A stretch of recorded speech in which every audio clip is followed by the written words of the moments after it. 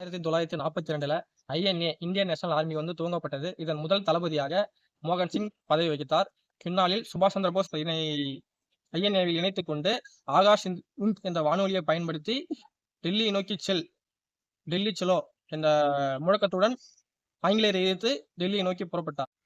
ஐஎன்ஏவில் ஜான்சி ராணி என்ற பெண்கள் படைப்பிரிவுக்கு தலைமை தாங்கியவர் லட்சுமி சகல். 1942 கிரிப்ஸ் தூதுக்குழு இந்தியா வராங்க.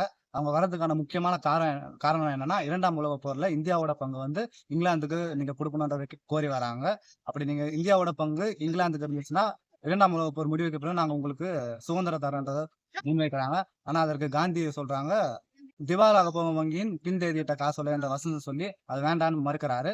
இந்த கிரிப்ஸ் தூதுக்குழுவின் கசப்பான சம்பவத்தின் காரணமாக August 8, 1942 Gandhi quit India moment, அதாவது வெள்ளையனே வெளியேறு என்ற இயக்கத்தை ஆரம்பிக்கிறார்.